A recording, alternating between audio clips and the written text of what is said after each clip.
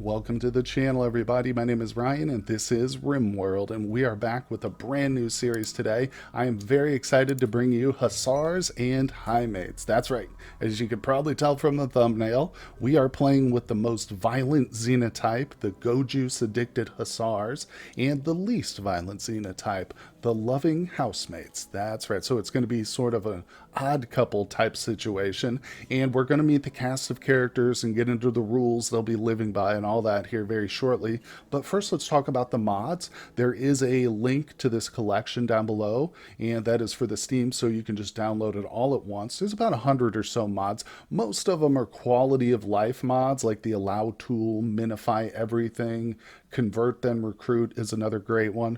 But there's a few key ones that will be changing the game, so to speak. So some of those are Dub's Bad Hygiene, which is one I've never played with, so I'm actually looking forward to that one a lot. Going to add a new dimension for the pawn's needs, which would be great, right?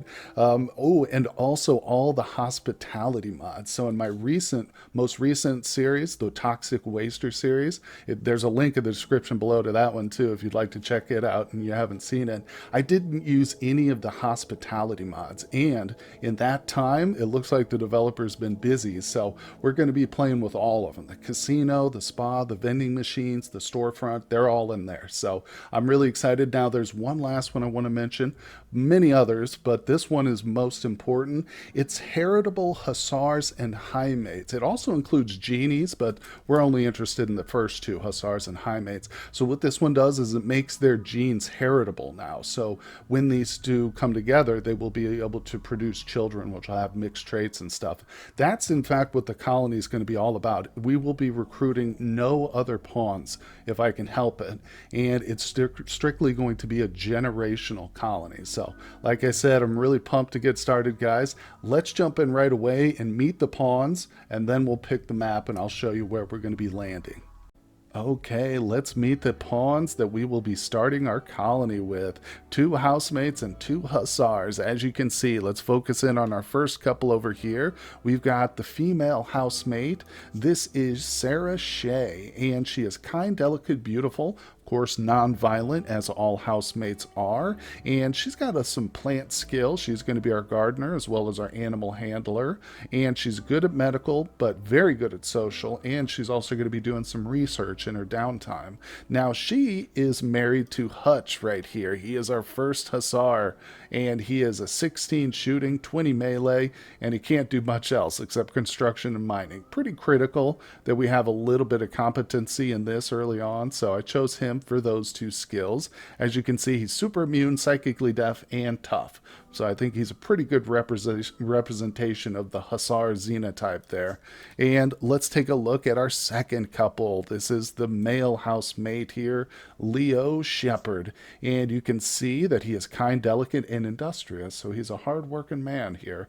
He's also our cook, and he's going to back up in the gardens a little bit. Very important since we have a limited time, a limited year cycle. We can only plant for, I think, 50% of the year. We need some backup.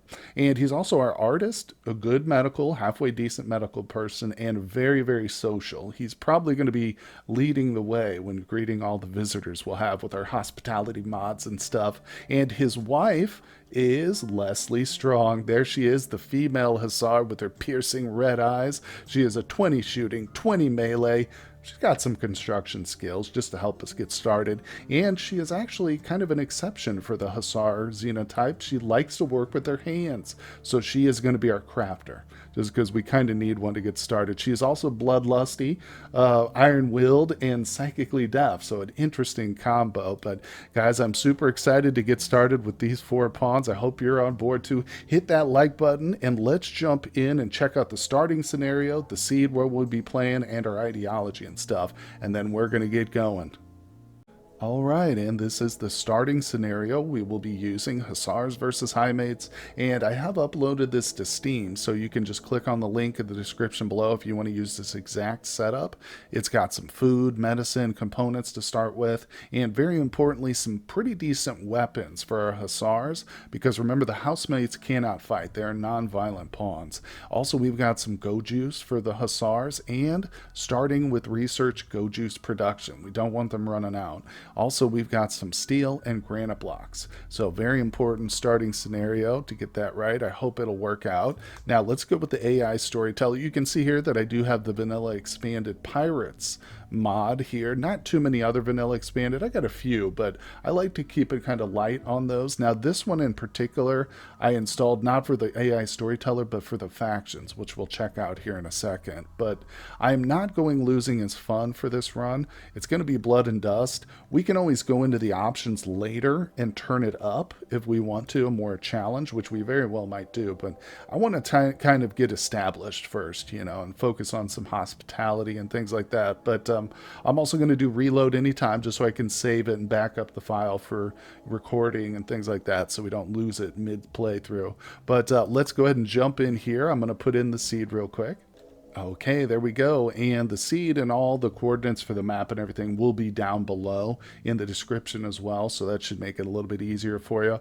Now, the only thing I'm going to change here is the population level. I'm just boosting that up. I like to have a lot of different trading partners potentially, maybe even raid targets. But so let's see here. The mercenaries and junkers are the new factions added by that mod. So like I said, I'd like to have a bit of an extra flavor here. That being said, I think I want to add a cannibal pirate gang too.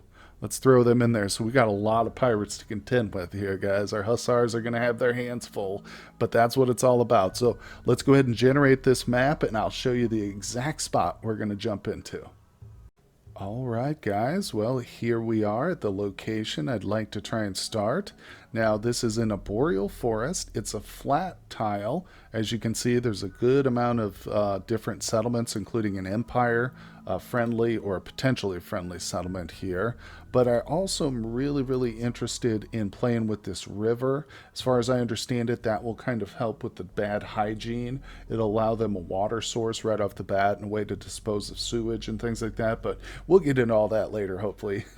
So I am going to try here, this spot. It's a little bit unorthodox for me personally. I always go for mountain spots, but we've got marble, granite, and sandstone. I think those are a good variety. Excellent. And as you can see, coordinates are here. Again, they're in the description below too, so you don't have to just hurry up and rush and write these down. Don't worry.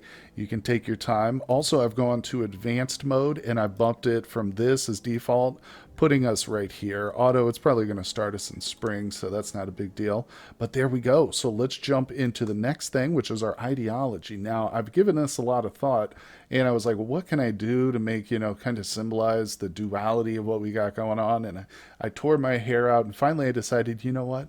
We're going to do a fluid ideology. I've never played the fluid way, so essentially what this means is you just start off very simply and you build it as you go. So we'll be able to choose our different rituals as we do things.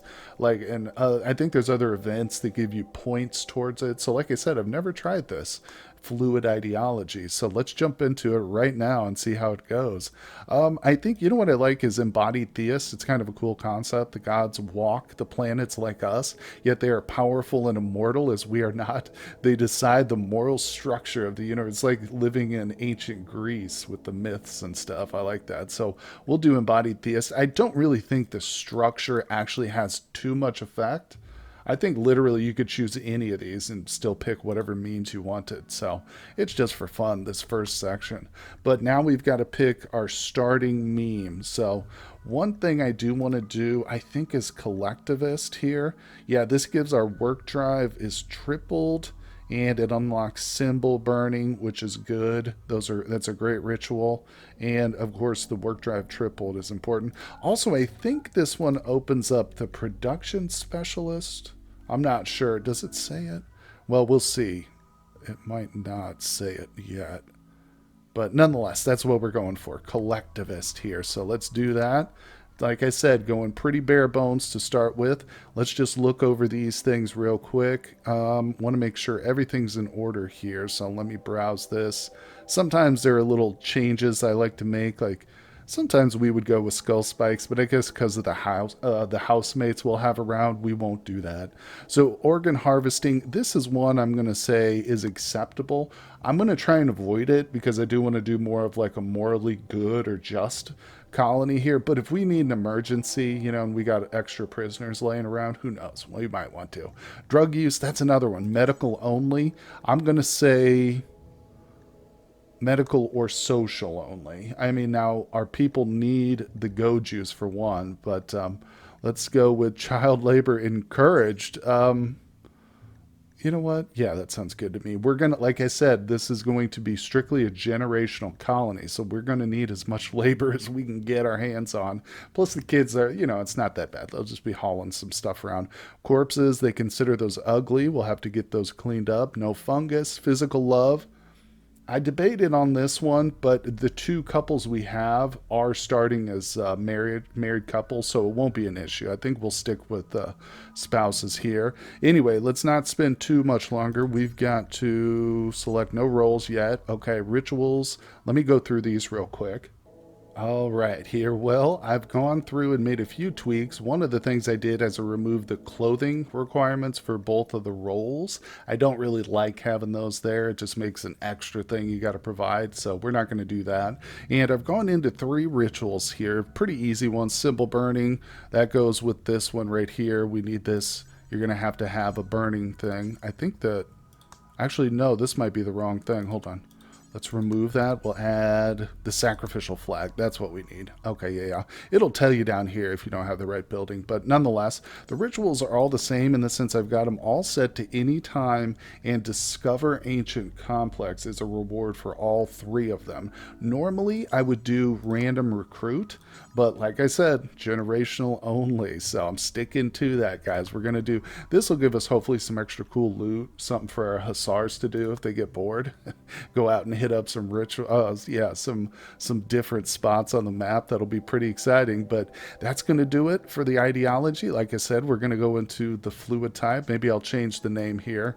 We'll just do something like, all right, we'll call it the duality of man. There you go. We are definitely setting ourselves up for an odd couple situation. So let's get into it, guys. Time to stop wasting time and start this new colony. All right, everybody has landed and all their stuff is just right over here. So let's go ahead and get them equipped. At least our Hussars need to be equipped right away. Obviously, equip the assault rifles. Let's see, we got 2 normal quality. That's good, that's good. There's also some gladius over here that we can equip as sidearms. We do have that wonderful mod. Now, real quick too, but a very important first step is to go through your menus down here. So the work tab, obviously this one's for building, we won't worry about that, but the work tab now, first thing I'm going to come in and change it to manual priorities, and then I'm going to take the time to reset some of these numbers here. So give me just 1 second. All right, there we go. So just a quick overview. We've got the 2 Hussars focused on the prioritized hauling, and the housemates will be busy doing other things like wardening, taking care of prisoners, obviously. Oh, and medical. They're the 2 doctors of the colony, so that's going to be extremely nice. Having double medical early. And of course, we've got them growing and harvesting. That's a big priority.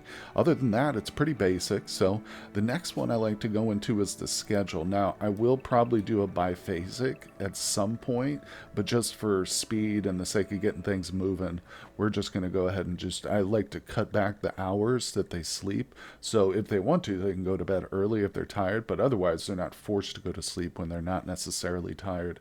But let's see here. We should probably just take a look at their backgrounds. I don't think any of them will be natural. Yeah, so if we do any kind of psi powers, for one thing, it'll be with our Highmates and not our Hussars, probably. Old Hutch here is psychically deaf. Maybe Strong could do it. I'm not sure. But if we do that, it'll have to be through the royalty method. So we'll see about that later down the road. Hadn't thought too much about that. Let's allow those guys to grab their stuff. And, okay, these 2 are going to just wander around for a moment. Let's check our assign tab. This is an important one, too. I'm going to bump down their medicine here, just in case we do get some good stuff. We can save it for emergencies. And I'm also going to have Shay and Shepherd switch to herbal. Now, we don't actually have any right now. and we'll have them carry some around. So that orders them to carry a little bit of medicine with them. There is some wild heal root right here, so it's going to be a very important. I haven't even looked at this map, honestly. I just took it without sight unseen, as they say. So we've got a huge river here, which is pretty cool. I almost never play on maps with rivers and stuff, so we're going to need to decide where we want to live. I guess this side of the river is probably our best bet for now. There's definitely a lot of water on that side. There's some over here too, significant amounts, but I think we can dig in and have a nice little spot. Looks like there's some fertile soil here too. Let's check that. Oh yeah, so that's extremely good. This will be the location I think we start our first little base here. We'll put it right up against this area here where there's some stone floor. But that's going to be extremely helpful. Oh, that's a big old patch of fertile soil. We'll get that laid out here in 1 second, but let's do one more adjustment here. So I'm going to toggle automatic rebuild of destroyed structures in my home area, and then I'm going to come to toggle automatically expanding the home area. I'm turning that off. I like to be, especially early on, very particular with where I set up my home area. So the computer will just do large swaths. If you build like a building here, it'll just cover the whole area. But I like to get a little bit more precise. Now, let's go ahead and focus on, well, first things first, we'll go to our allow tool here, and I'm going to allow selection. I'm just going to swipe across everything. So now the meals and the go juice and stuff, they can pick that up. Oh, speaking of go juice, that's one thing I want to do. There's a few things in the social policy or the drug policy we should adjust here. So I'm going to turn off smoke leaf. I don't want them using smoke leaf at all. They can have some beer, honeymead's fine, rum, let them get drunk. Ambrosia's okay. Psychite tea is a big one. Yes, we will be using that. Now the go juice, this is what I want. I'm going to have everybody carrying one in their pocket. It occurs to me right now too, I'm going to have to set up two different drug policies here. So I'm going to rename this one to the Hussar, and we'll just put our Hussars on this one, obviously. So let's see here. Anything else we want to do? Yeah, probably set up tea. These are pretty much harmless. No cigarillos though. And there's one other thing, the panoxycillin. Yeah. So let's set the schedule on this to 5 days. So if we do actually start to produce this at some point, now they'll be inoculated, so to speak, from certain diseases. But there we go. That's a good policy for the Hussars. I'm going to make one for the Highmates real quick too. Pretty similar, except they just won't carry go juice around, basically. Okay, there we go. So you can see I've got two distinct policies. Another thing I like to do, I think this should be set by default, but it's not, is I'll come into the apparel and just real quick turn off tainted so that they don't pick up dead people's clothing and wear them, no matter how nice and appealing the clothing is. Now, there's one exception to that. I think bloodlusts are allowed to wear dead people's clothes. I might have to double check that now. I'm like blanking on that. But if we do come across like some really good power armor that a dead pawn was wearing, I'll double check because Strong's going to need to wear that. So now I think the big priority is getting some grow zones set up right away. So like I said, I'm going to come back to my fertile soil here, and let's just set up a nice big one for rice. And a crucial thing, and in fact, I've already got research established for this, go juice production. So we're going to set up a nice large patch of ground just for go juice production too. It's going to take us probably a season to get up and running on that, but that's why I included, full 50 here. And speaking of seasons, we only have 30 days to grow in this particular climate. We're in a tundra, so it's going to get cold. But I like that. I like a cold map occasionally, and it's just more of a challenge. We just have to focus down on some of our growing. And let's see, this is a big one here. What do we want this one to be? We've got rice already established there. I guess we'll go ahead and start with the psychoid and neutral flower too. This one's added by the VGP garden mod, and it's going to help us make not penoxycillin, neutronamine. So that will get us up to speed on our drugs. Let me go ahead and lay out the garden a little bit, then I'll show you what I get. All right, and as you can see, I've got an intricate web of gardening zones set up now. It's not too bad, really. It's and some of these are turned off currently, so I've got allow sowing red X'd right there on several of these. So some of the things we're prioritizing are, oops, that should be rice, not potatoes. Well, I'm glad I caught that. So rice has a bit much like higher fertility sensitivity. You can see it right there. It says 100%, whereas potatoes have barely any whatsoever. They're down to 40. So you could literally grow potatoes in like dirt soil and like rocky soil. It doesn't matter. They don't care at all.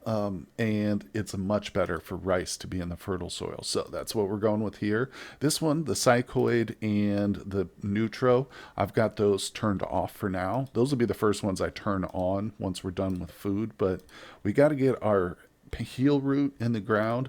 I got a little bit of corn here because that's a good producer of food. And we got some hay grass also suspended for now. So once we get some animals, we can start providing for them. And a little bit of cotton. Now that one I am allowing to sow right away because it's good to have some cotton for a couple of different buildings. I've got recreation ones especially. These right here, the shooting targets, use cloth. You can use other kinds of stuff too, but if you get some cloth up real quick, it's helpful. And also there's other recreation stuff like the poker table and the billiard table take cloth. So I just like having a small stockpile. I won't keep this growing for a long period of time, just like one or two harvests. And I've even got some tinctoria here so we can change our colors early. That's right, we're going to be trying to do a very nice colorful colony at the very start. So not just in the terms of like the buildings, but everybody gets to wear their favorite color.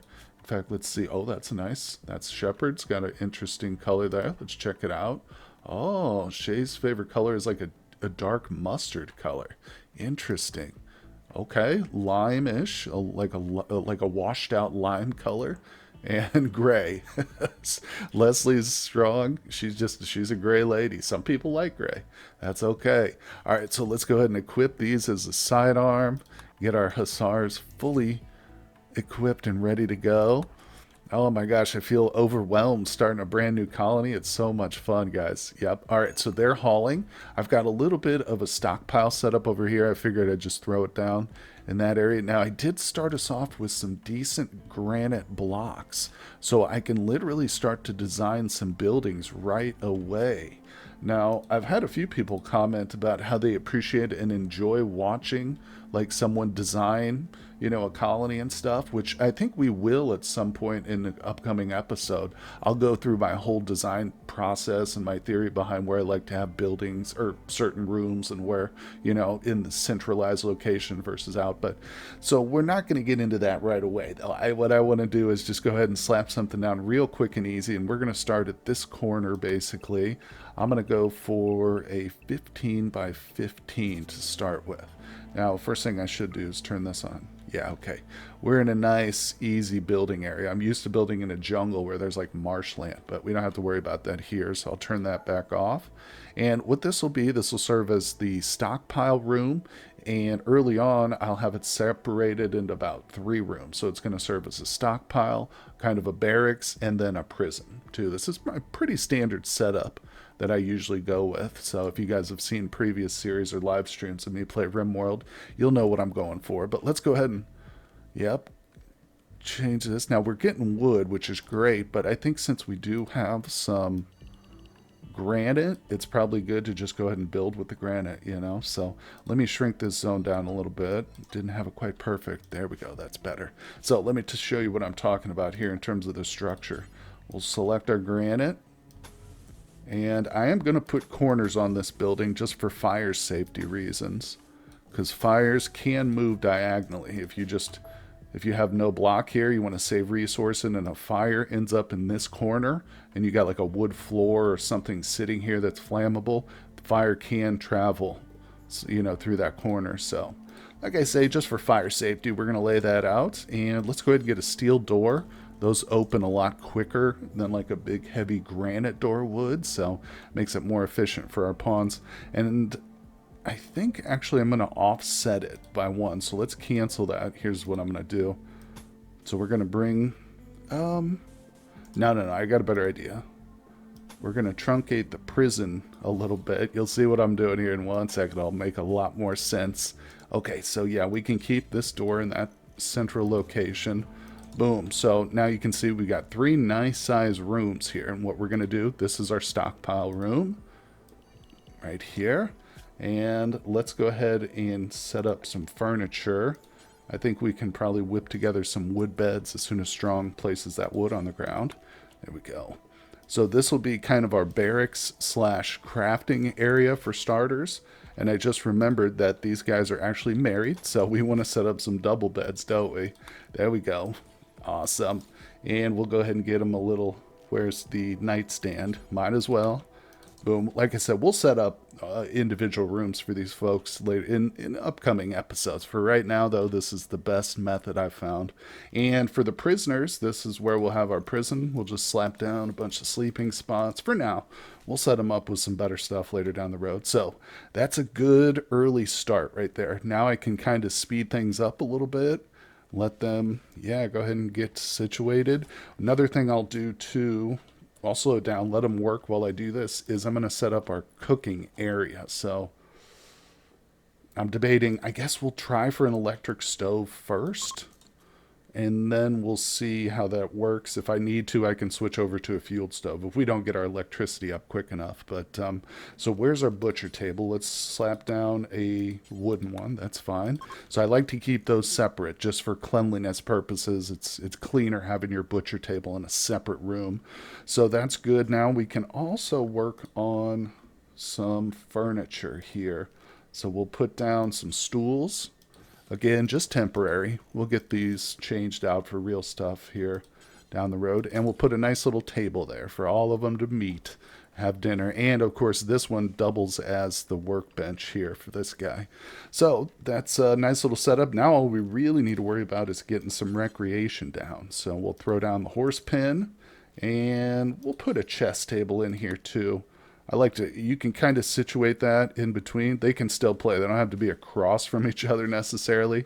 I mean, they can even play solo chess, and they will too. But, all right, that's a fairly good setup for now. I'm sure I'm missing something or other, but it'll come to mind. Also, I'm going to put a rush on moving some of this stuff. Yeah. Even though the roof's not quite built yet, it's still good to have it in the stockpile.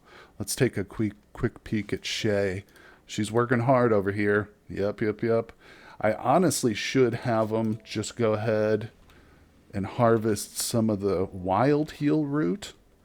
But I'm going to let these two finish their planting, and then we'll do some wild harvesting.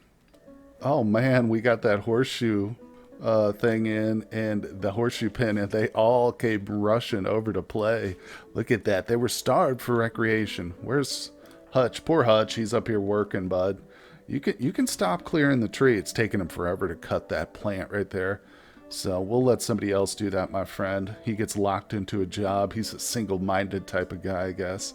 There he is. So we should have the interaction bubbles mod installed as well. I haven't seen that pop up yet, though.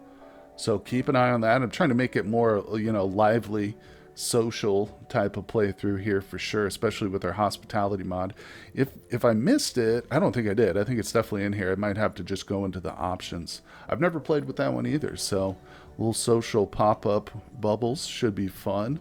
At least, hopefully we won't get into as many fights as I did in my previous playthrough, the Toxic Waster Colony, but that was a very unique and special place. I think it was due to the kind of the negative nature of the wasters, I guess. I don't know what it was down to, but hopefully we can get away from that. This is going to be a much more peaceful, loving colony, I can tell already. Oh, well, unfortunately, we didn't get our beds up in time, so they're having to sleep in the prisoners' sleeping spots, but that's okay. No worries. It's they're Hutch and his partner here, his friend, Leslie Strong. Their construction isn't that high yet. Yeah, still pretty low. And see, that's the downside of using granite walls, is it does take a while to build these suckers. But no big deal. Once we get them up, we're going to be well protected from fire, from attacks, and all that stuff. In fact, what I might do, since we're in an open map here, and we don't really have any good way of building embrasures, cutting ourselves off like I normally do in like a mountain valley, I'm going to go ahead and set up, I think, like a kill room. So we'll construct maybe a room over here that we can come into that'll just be lined with embrasures or something. I don't know. I have to plan some sort of defense out, though, because being on an open map is a big change for me. I'm a little bit nervous about our first couple raids. Well, the first couple should be easy, but the ones after that are going to be a lot more difficult for me to take on. So let me know down in the comments if you guys have any special strategies you like to use on an open map like this. I might end up doing like just wall off a huge compound, you know, not necessarily cover with embrasures, but have just solid walls and have one way of getting in and just line it with traps. In other words, do like a trap hallway. I'm sure many of you are familiar with that concept, but I find that does work pretty well in open type maps where you don't have cover. Okay, well, they've got the hard part done over here. We've got a nice little patch of heal route down, but that'll take quite a while. So what I like to do is find a wild bit here. Let's see, I just saw one a moment ago. There it is, right there. So if you click on it and zoom out, then use this one, this command down here, select similar, and you can just scroll over a large patch, and it's only going to select other heal routes, obviously. Boom, there we go. We can harvest. You can really zoom out, go over the whole map if you want, but that'll be good enough to start with. I just want to have a little medicine just in case, you know, even an infection can become life-threatening or you have to amputate or something, so we don't want that. Our Hussars are the only line of defense we have here. Okay, need to switch there. There we go. We want them primarily to be ranged here. There we go. Sometimes this particular mod, the sidearm mod, can be a little tricky, but once you figure it out, it's glorious. Hey, look at that. Hutch and Shay are shared views on life stresses. Nice. So the interaction bubbles are working. I might go in and alter the options. First of all, I don't like how it, I guess, is that good? The way it kind of grays out whenever we scroll over it? I don't know. Let's check out some of these options here. I won't go over this too long, but there's the interaction bubbles right there. So there is a whole list of options you can go through. Yeah, I might change some of this, and I'd like to increase the size of it, I think. So let me see if I can figure that out. Alrighty, so I increased the font size quite a bit. I also turned up the opacity for mouse over so it won't go as like dark. We can still kind of read it. Let's see how this looks. Oh yeah, that's much nicer. Hutch and Shay shared views on life stresses. Yeah, and it still grays out, but it's readable still, so that's what's important. We get too far out, it obviously becomes harder and harder, but I'm going to try and, you know, go slow, stay zoomed in, especially when we see some of these interesting interactions, but that's so cool. Yeah, you can also control the rate at which it ticks off, too, and disappears, so really cool mod so far. I like that. I like that. That's going to make things seem much more lively too. And also I noticed there's an option to have it on for other factions as well, which I do have that ticked, so that once we set up our hospitality and our restaurant, casino, and spa, we'll be able to see some interactions from some stranger pawns too. Okay, we have got our beds finally set up. Very big priority. Let's go ahead and make sure our couples are sleeping in the right ones. Boom. Yeah, we don't want to mix up the couples there now. Also, I'm going to double check. Yeah, let's make sure that both of these are set here. You go into the social tab between like a married couple, or if you just have free love, you can turn up the fertility chance here. And we are going to try for a baby as quickly as possible, because yep, that one's set properly, 400% times. So this is a generational colony only, as I've kind of mentioned earlier, meaning we're not going to recruit any pawns whatsoever if I can help it. And if we do recruit one, or if they just wander joins or something, we might end up sacrificing them. We'll see. Even in my previous colony, the Wasters, you know, we had a pretty strict rule on only recruiting Wasters, but we bent that one at times here. Nope, Shay, that's the wrong bed. Oh, why is she? Oh, I've got Hutch and Shay. I don't have them set up properly. Hold on. Reassign. There you go. Okay, okay. Boom. Nice, nice, nice. Yep, so I still haven't really determined if the biphasic schedule, you know, in case you're not sure what I'm talking about, there's a link to the original video. It's not my video. It's a great YouTuber named Adam versus Everything. He goes into a lot of detail about the biphasic scheduling and the benefits, but I think it was made before they released biotech, so there's no mention of like if it's better, you know, more chance of increasing babies and stuff like that with the biphasic. So I'm not sure about that, but obviously we can see that Strong and Shepherd are having a good time. Let's not watch them. Let's turn away, everybody. Oh my gosh, guys, it's happened already. On the very first encounter, Strong is pregnant now. Look at that. And they've already established a psychic bond, too. That's amazing. Strong has formed a psychically bonded romantic relationship with Shepard. There we go. So, of course, that's a high mate ability, in case you're unfamiliar with the different xenotypes here. So, I think if we go to needs now, we'll see a psychic bond appear. Yep. So, that's a plus 12. They get a huge mood bonus for, and this is like permanent. Now, if they are like separated, you send one on a caravan and stuff, they will start to like they don't enjoy that, so that's going to hurt their mood. And of course, if one of them dies, that's going to be an extreme hit. In fact, it might be fatal. I'm not sure, but we're going to hopefully we won't have her find out about that. But nonetheless, guys, that is super exciting to see Strong pregnant already. Awesome. And now they have a psychic bond, so this is definitely going to help out early with like mental breaks and stuff. I love it. I love it. Oh man, we take a look at this. Shepard is sleeping in over here. He is the industrious pawn too, taking a little cat nap while everybody else is working.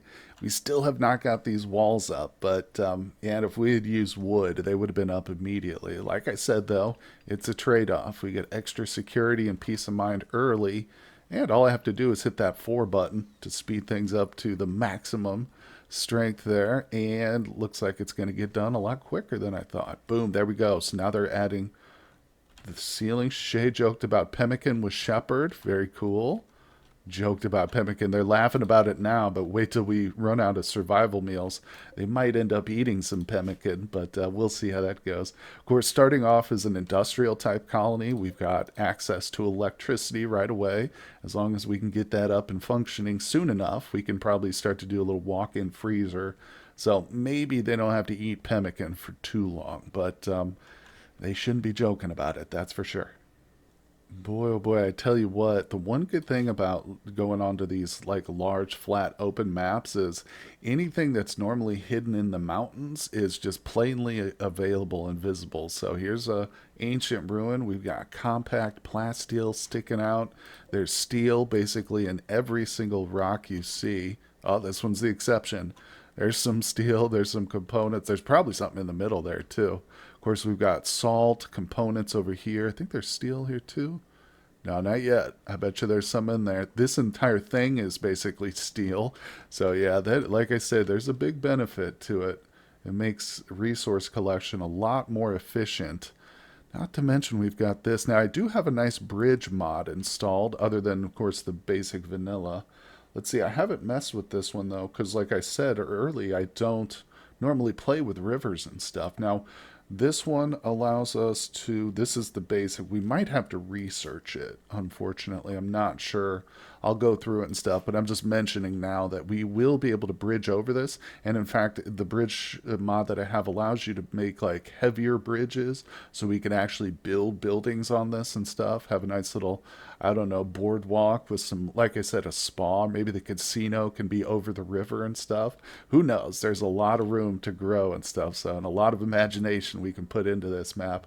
I'm really excited for it. But as you can see, I'm starting to get the infrastructure for our power up and running. I'm going to wait on these right away.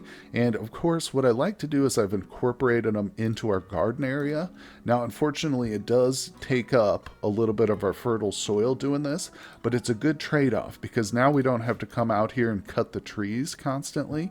They'll just already be cleared because of all the different.